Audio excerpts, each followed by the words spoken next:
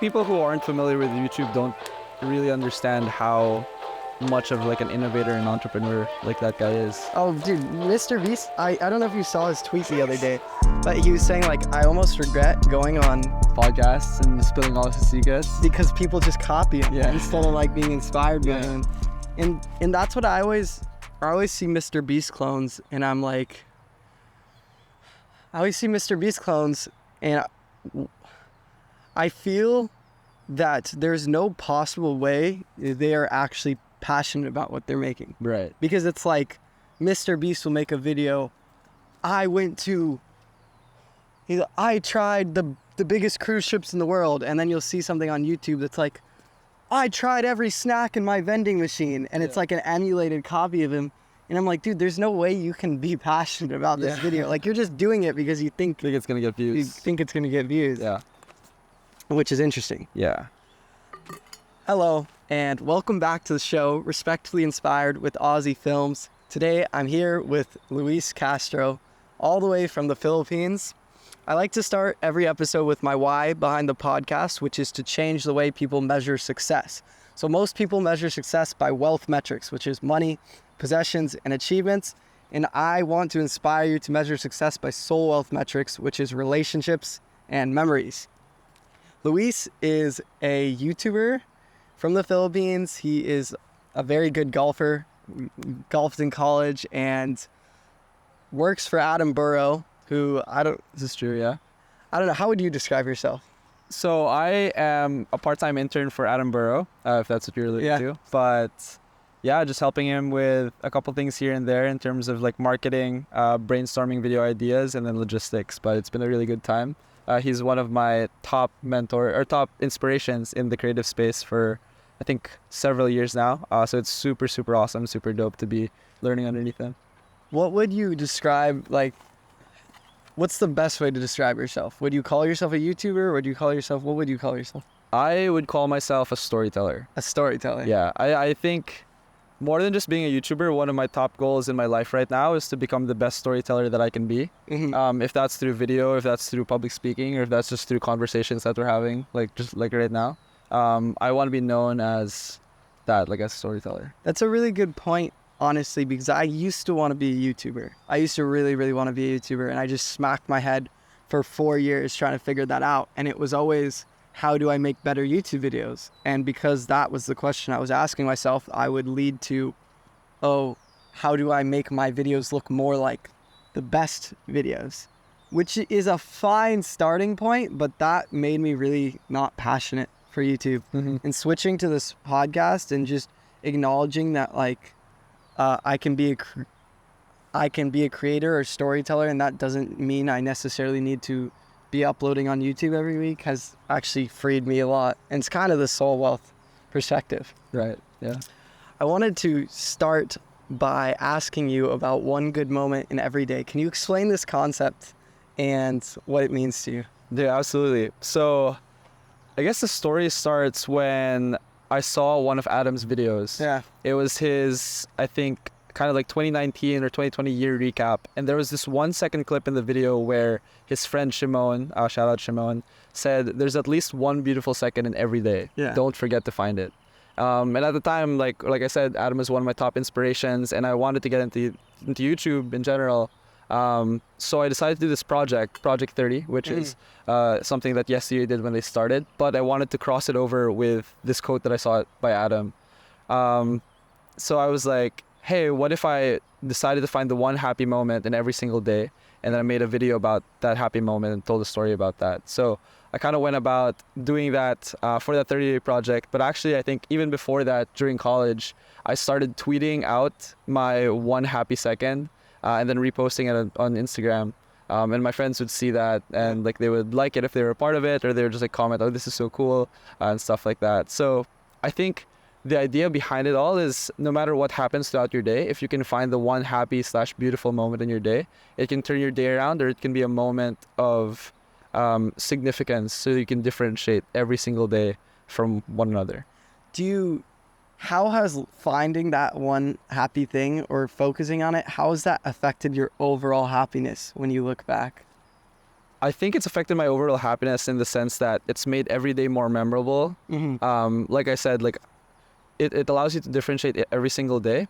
And in that sense, you're able to remember the days that you live. And that way you kind of live a life full of stories.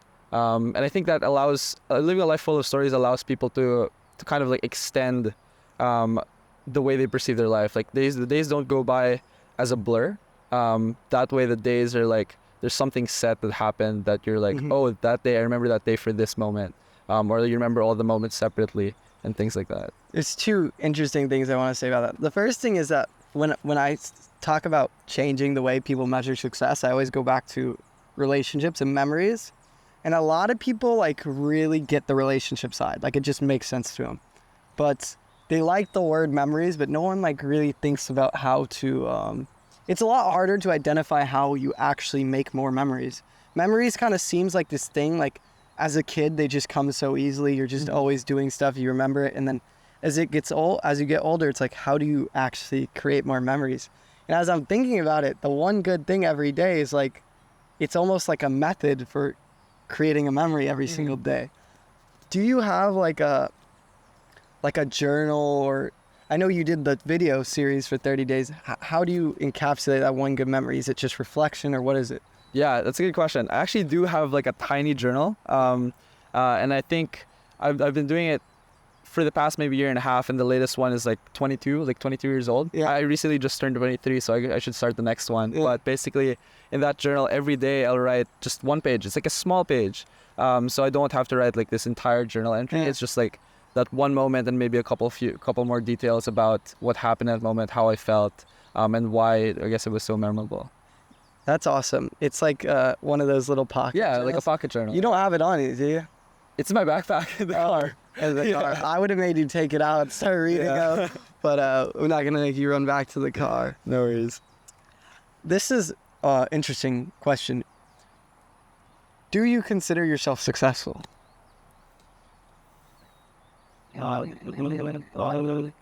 In a sense, yes and no. I think for the past like 4 years, I don't know why it's 4 years or 4 or 5 years, but I've always thought to myself that if I died tomorrow, I would have lived a really good life. That's such a good feeling. Yeah, thank you. I appreciate that. But I have an amazing relationship with all my family members. I have like friends that I know love me, and that I love them as well. And the things that I've accomplished in my life thus far, and like through golf, or like going to a university in the United States, being from the Philippines, and the things that I might have accomplished there, and the things that people say about me, like all of that stuff is amazing, and I'm super thankful for all of that. But I also know that there are things that I want to accomplish in my life that haven't been done yet. And also I wake up every single day and I'm still here. So I know that I still have a purpose, and that there's still more that I can do for myself and for other people. So that's why I say yes and no. Dude, that was such a good answer. I was trying to trick you, and you know why? It's why I asked you that question. It's because I wanted to see if you would say that you weren't successful because you don't have a lot of views on YouTube. And because a lot of people, including myself, for a long time, I never considered myself successful, because I would say, hey, what I want to be is a YouTuber, which is what you also want to be. And I would say, well, I'm not a YouTuber. Maybe I am a YouTuber, but I'm not successful because I don't get that many views.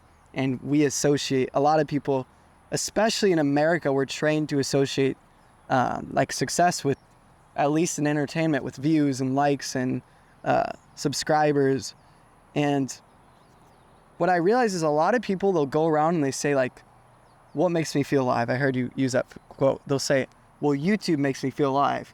And then they'll feel not successful because they don't have views. But it's like, if you're posting YouTube videos and YouTube makes you feel alive, then aren't you successful? You're doing what you love. Right. But sometimes I question, well, do they really love it, or do they just do it for the views? Want the numbers, want the fame? And I was there for a long, long time. And I always talk about this thing. It's probably been something I've mentioned like 3 podcasts in a row, but I think it's so important, is that it's the post button, the frickin' post button. For my podcast, for your YouTube videos, for someone's Instagram Reels, a lot of people hit post and they're waiting to find out if they're successful. they don't know if they're successful when they hit post. They go later based on how much money they make, based on how many views or likes they get, based on how their friends or family take it, they will decide if they're successful. Mm-hmm. And what I advocate for is by the second you hit post, you should know if you're successful. Because if I'm here with you and I enjoyed the process and the podcast aligns with my values and it made me feel a desired emotion, that's everything I can control.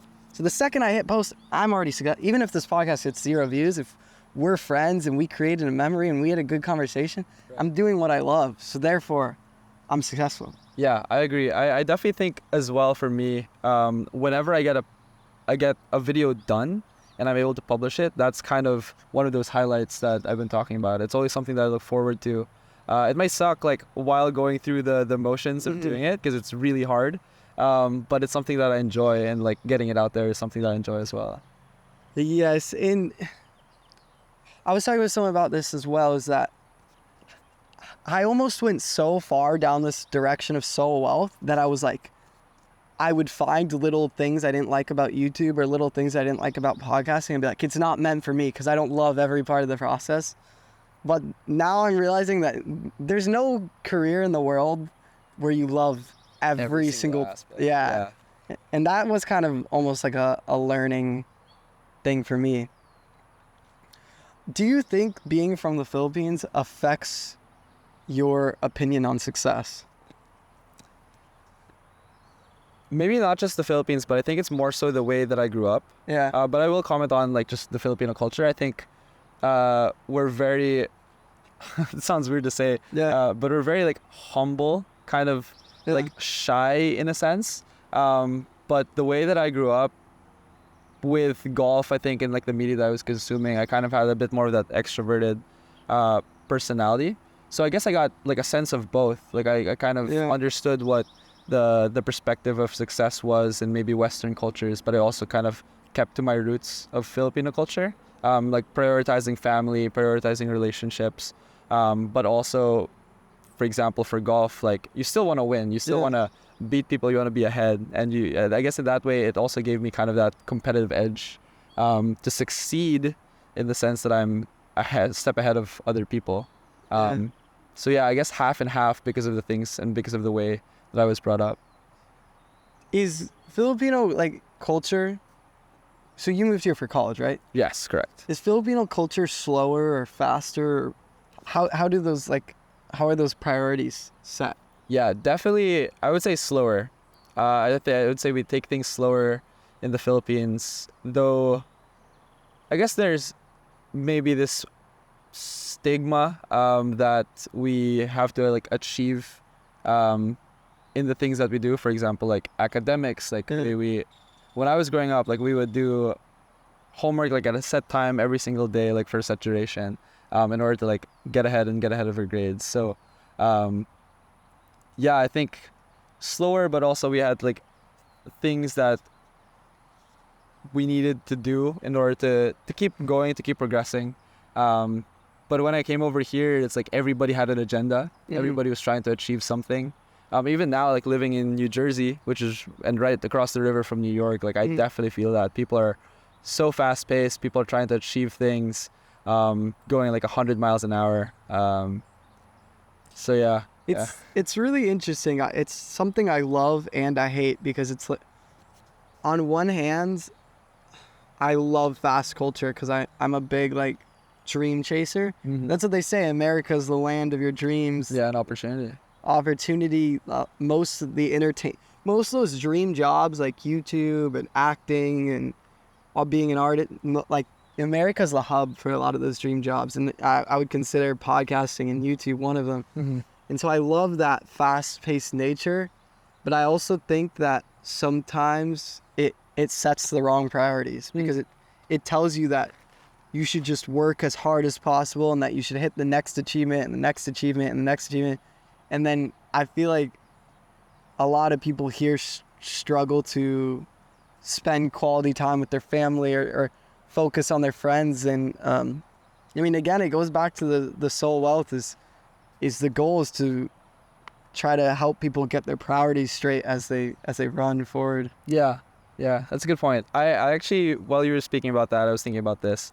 During college, even though the time difference is like 12 to 13 hours from the East Coast to the Philippines, Yeah. my parents still kind of made it a thing for me to call them once or more than once a week. And I don't know. I think I've heard before that this isn't the case for everybody. Yeah. Like other students in college, for example, might not call their parents once a week. But now that I live in New Jersey, I call them maybe like 3 to 4 times a week.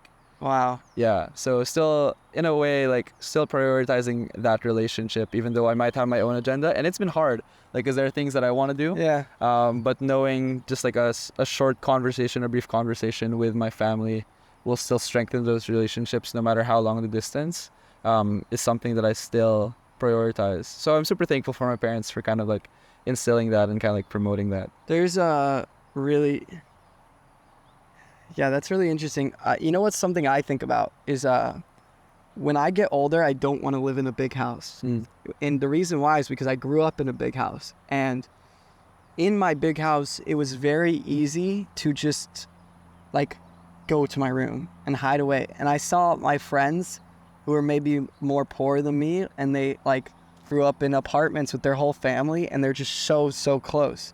And like, I love my mom and dad. Hopefully they're not watching this.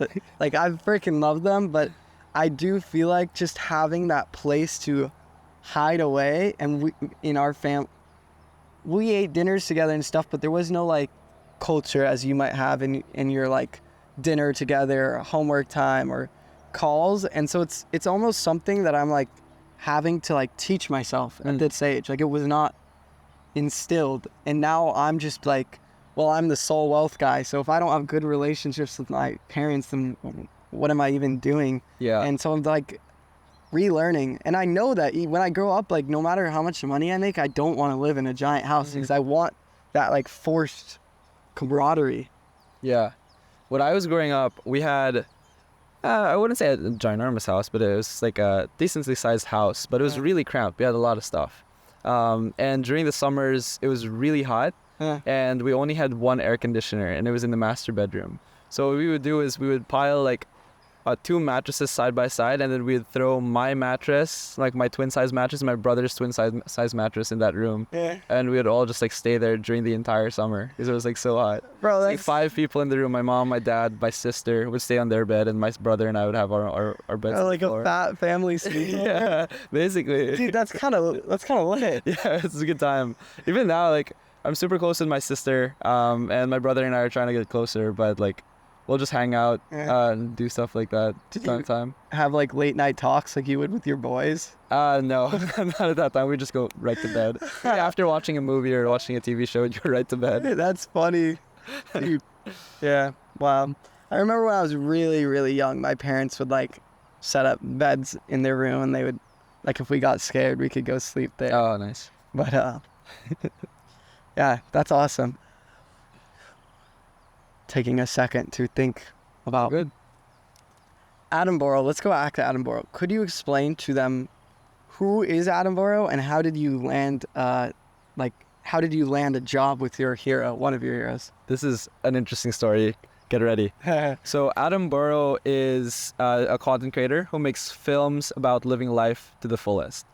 So right now, I guess the niche is travel adventure, but what he does is he loves to tackle his bucket list. He has a set bucket list. He goes through it. He kind of represents that in his videos, and he helps other people achieve the things on their bucket list as well. So the story of how I, one, found out about Adam Boro, and 2, landed my internship with Adam Boro goes like this.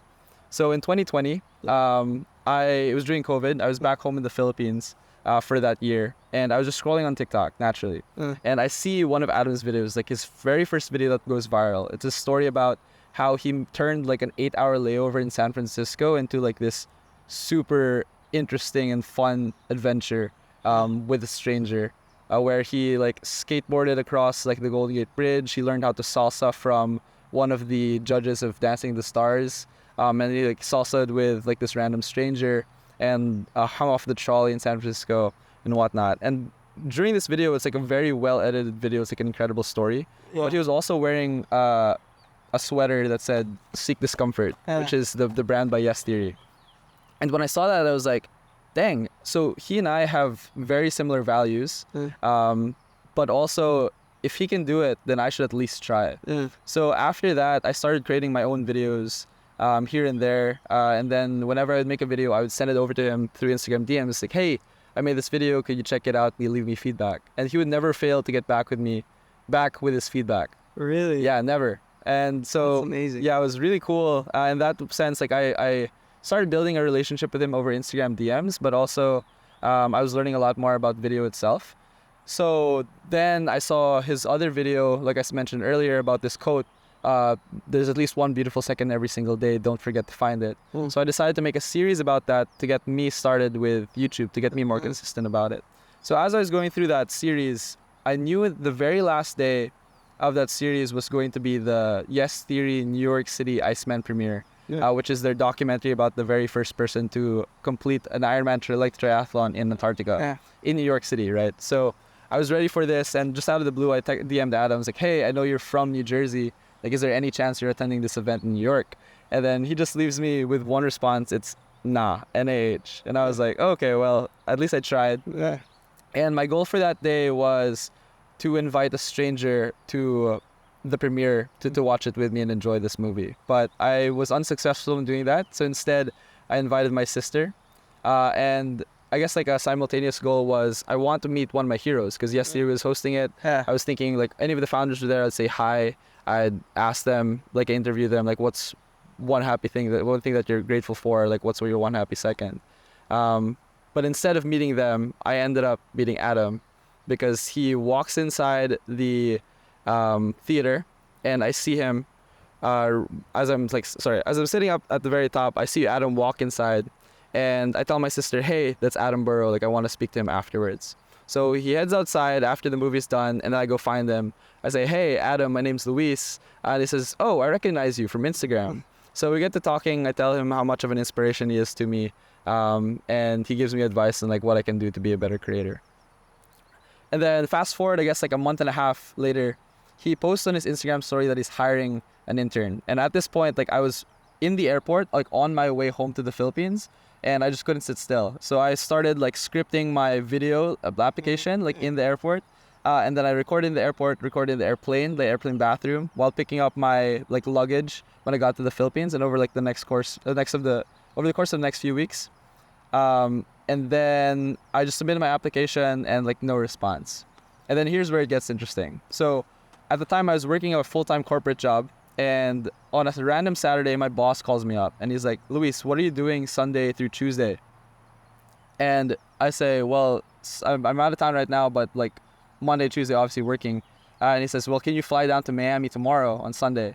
And I was like, this is my boss. Like I can't really say no. So I said yes. And then I flew out to Miami. And when I got settled in, the first thing I did was post on my Instagram story. I was like, hey, I know nobody here. Connect me with anyone that you know. I'm just trying to create an adventure. And the first person to respond to that DM was Adam Boro, saying that, hey, I just actually just moved here. And then he scrolls up like a little bit. He sees that I sent in my application. I guess he watched it. He really liked it. And then he said, oh, we should meet up and we should talk about this. So we meet up at the beach, and then we just have like a couple hours of this amazing conversation. We talk about like our inspirations in video, or like the grind of editing, or like our relationships with our family and friends, and the things that we want to achieve. And then over dinner, we basically land, like we close the internship. And then I officially become his intern. So now it's been like 3 to 4 months since started working for him, but it's been a really good time learning from him. And he's been just like an amazing mentor, and also like an incredible friend. Dude, that's so amazing. Chris always references this one quote. Chris is the founder of Creator Camp. He's our friend. And I can't remember exactly how the quote goes, but it goes something along the lines of, when you really want something, the whole universe conspires to make it happen. Right. And that's kind of how I think of your story, because it's like you said, oh, I really want to meet Adam Boro, but he told you he wasn't going to be there. Yeah. And then he was there. Yeah. And then you're like, oh, I really want to intern for him. And then nowhere you get put on this flight to be there. You probably, when you tell the story, you don't even talk about what you did work-wise. Yeah, I don't. And so it's interesting. I mean, I believe in God, and I believe in the, like, that things happen for a reason. And so that's just such a a cool story. Yeah. So I should also mention that when Adam said nah, he said nah because he was shooting a video in Austin, Texas, and he flew in the day of the premiere, like a couple hours before, and he went straight from the airport in New Jersey to New York to watch the film premiere. So he wasn't even supposed to be there, like actually. Yeah. And he just pulled up. Wow, that's amazing. Yeah, really crazy both times. But yeah, I guess like there are no coincidences. Is something that I like to say, and I wanna think that I was creating my own luck through the work that I was putting in and the relationships that I was building. Like I just had to wait for an opportunity to open itself up, like, or present itself, and I just had to like grab at it. There's I think it's Q. It was. I'm not gonna remember who it was, but I think it was someone who was high up at Microsoft who moved from China. I want to say his name was like QZ. I'm not sure though. And he has a quote that says, "Luck is like a bus. Luck is like a bus. There's always another one coming, but you have to be prepared to get on." Yeah, was this in the third door? Yeah, Yeah. I literally wrote it down from the third door. I have a list of all the quotes I like in my phone, and I wrote it down for the third door. I have the same, yeah. And it's that exact concept. I love the way he put it. It's like luck is like a bus. The buses are kind of late sometimes. They miss. Sometimes they don't even come, but there's always another one coming. Yeah. And it's like you just have to be prepared to hop on. And I love the part of that story where it's like you created this whole application, you put your heart and soul into it, and you didn't look at it. And then months later, you respond to your DM and he scrolls up and it's just there. Yeah. That's like your own luck. Yeah. And Chris has a very similar thing where he had a list of all his heroes he wanted to meet. And he had the idea, if I get the email, chris@forbes.com, I can meet my heroes. So he flew to New York City, walked into Forbes headquarters, pitched himself, trying to get a job, and they rejected him. But Inc. magazine saw the video and gave him a job. So he got so months later, after the Forbes thing, he failed. Forbes didn't give him a job, but Inc. saw his effort and was like, we want that guy. And so he got the email, chris@incmagazine.com, and he ended up meeting all of his heroes through it. And it's like what you said, it's like created luck.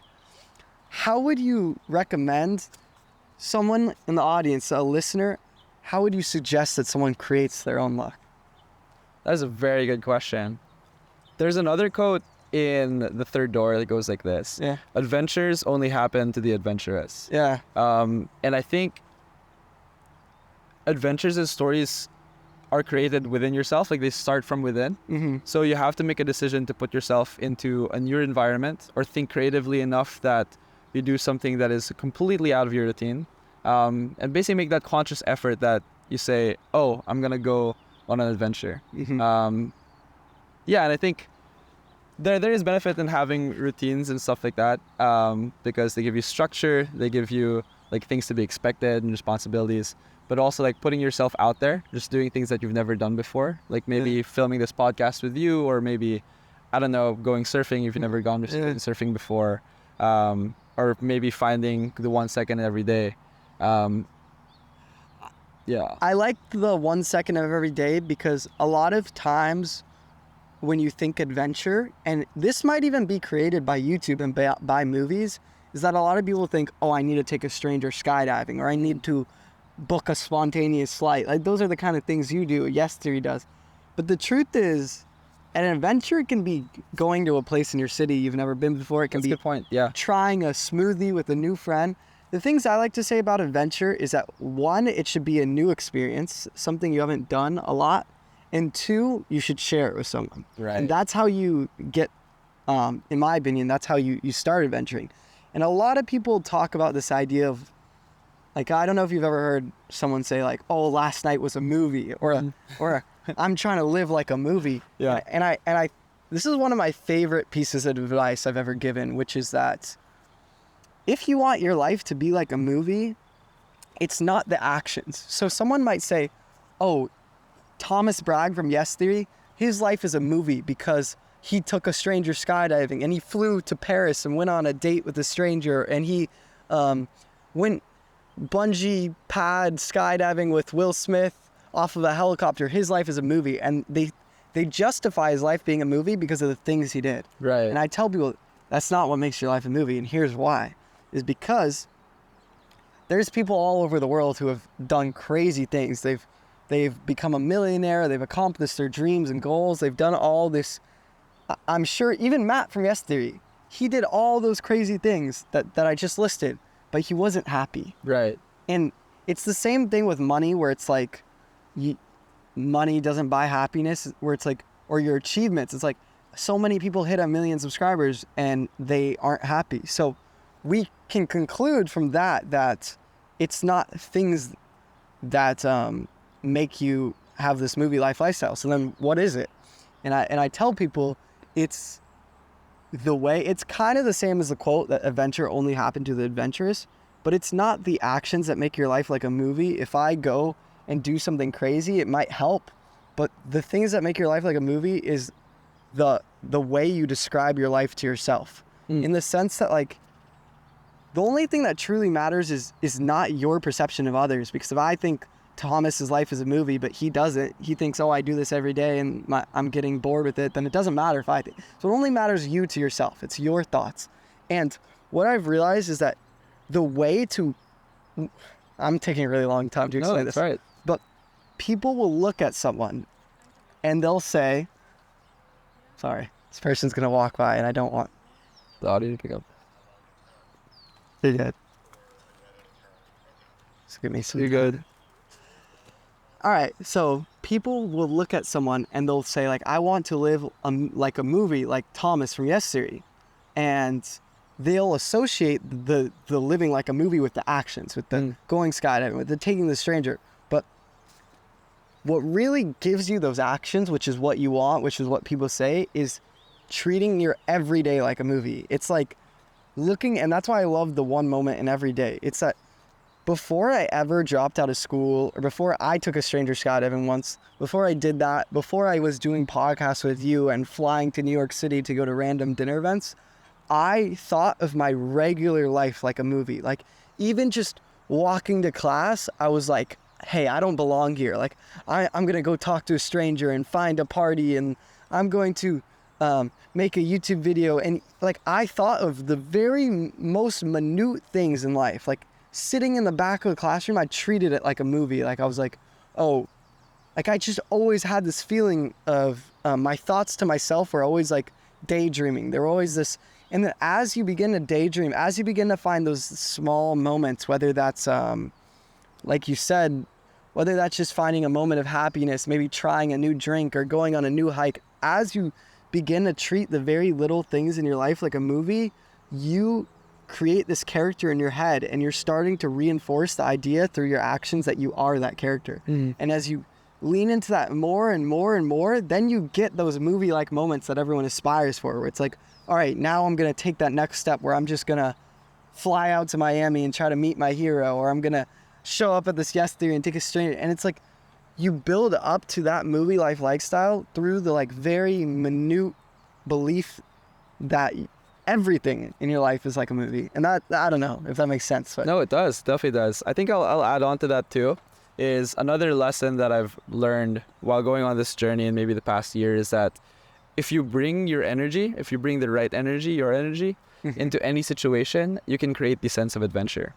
And like you said, like, it doesn't have to be these extravagant moments, but maybe even the small moments, maybe approaching a stranger on the street, or like hanging out in the coffee shop. No matter who you're with, or no matter what situation, if you bring the right energy and you're like filled with, I don't know, gusto or excitement, then you can create the sense of adventure no matter what you're doing. Exactly. Yeah. And like a good example, everyone can think of, like, they have friends where I have one group of friends where I might be like, let's buy a random flight to Spain. And they're all going to be like, we can't afford that. Why would we do that?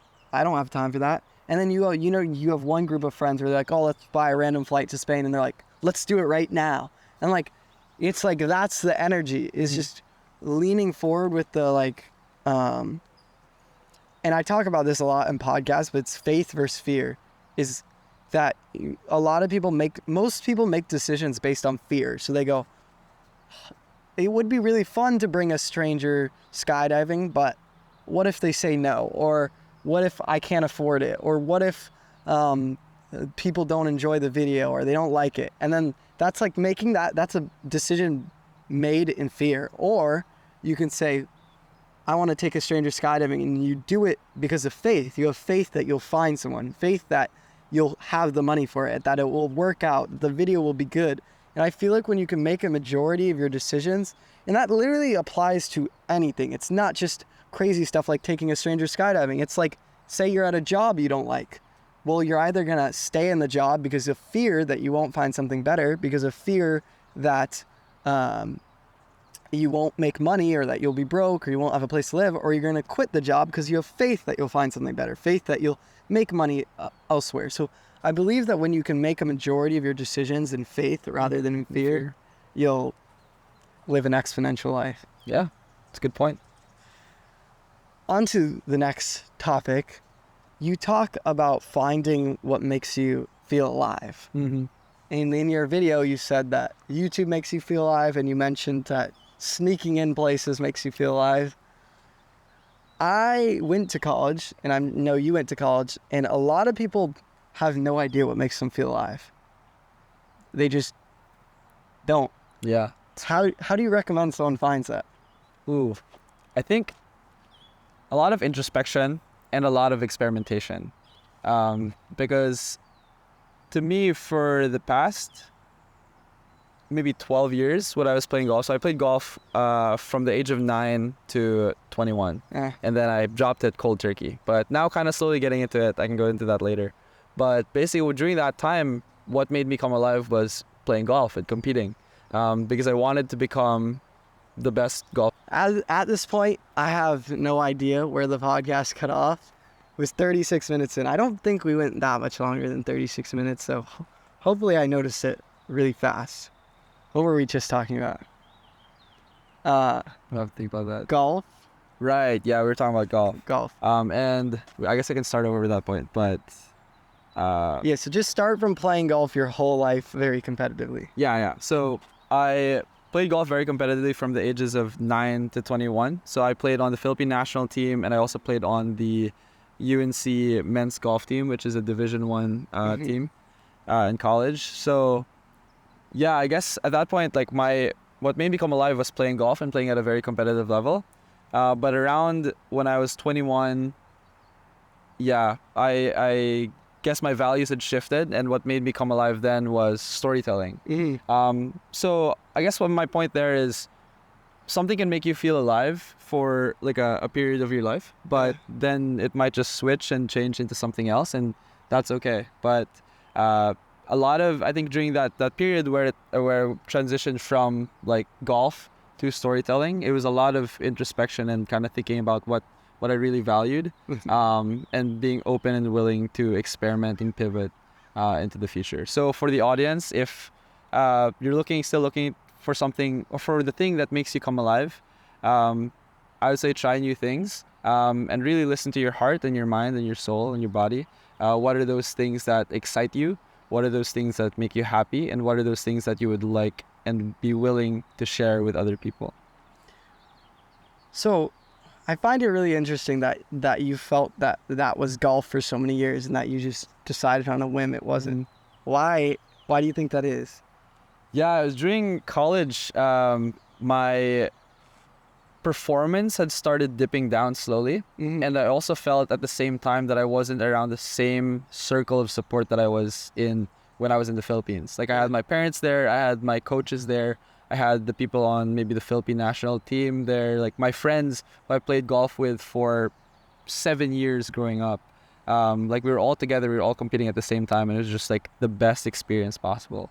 And then being, I guess, extracted from that scenario and put into this new scenario with the golf team, it was different. It wasn't, there were a lot of really, really cool benefits. You were around the most competitive people in the country, in the world, doing the thing that you all enjoyed.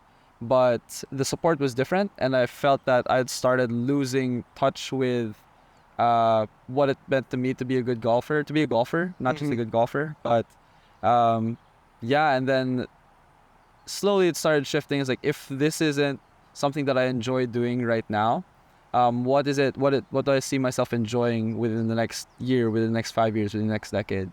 And at that point, I was like, I really enjoy storytelling. It's been something on the back burner for the longest time, in the back of my head. but what if right now I started investing my time into building the skills so that eventually I could reach the point that I really want to achieve. Because like I mentioned earlier, I'm super proud of all the things I've been able to accomplish with golf within that decade, within that 10-year time frame. And I felt like it was a good point in that career to step aside and move on to a new thing that I could start maybe from ground zero and kind of grow up to the point that I wanted to. You know what I find really interesting about that is that the question, I'm not sure if this cut off, but this was when my camera overheated, was how do you suggest someone finds what makes you come alive? And it's funny, when you recount the golf, you said like golf made me come alive for the first whatever years of my life. And then I asked you, well, why do you think that's not anymore? And you instantly went to the relationships and the people. You're like, and that's almost how I feel about, like with YouTube, why I switched to the podcast because of YouTube is not that I love YouTube more or that I love the podcast more. It's that I found I was spending so much time doing YouTube alone. And that what I really wanted, when I say that I want to be a YouTuber, what I really want is like the people in this world. Mm-hmm. Like these are the people that I feel I relate to the most and I look up to the most. And I realized that by doing a podcast, I can spend more time with these people. And that's interesting because even with something like golf, you're like, what really did it for me was the people, was the relationships, the coaches, my family. And I find that very beautiful. It's like the soul wealth. Yeah, definitely. Yeah, even though golf is an individual sport, like there is a team supporting you behind the scenes.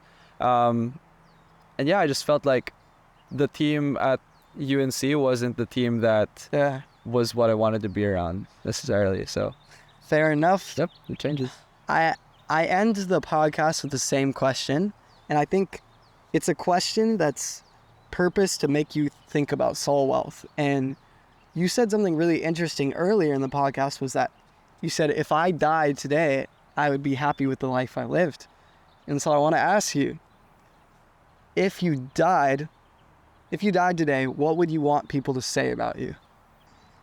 I would want people to remember me as someone who lived a good story and left a good, positive impact on people. No matter how long or brief the duration of the interaction, I want people to remember me as somebody who left a good impact on that person. All right, Luis, that's a great, Luis. Great answer. I'm flustered by the Saturday, but thank you so much for coming on. Enjoyed it. For sure, man. Thank you so much. All right.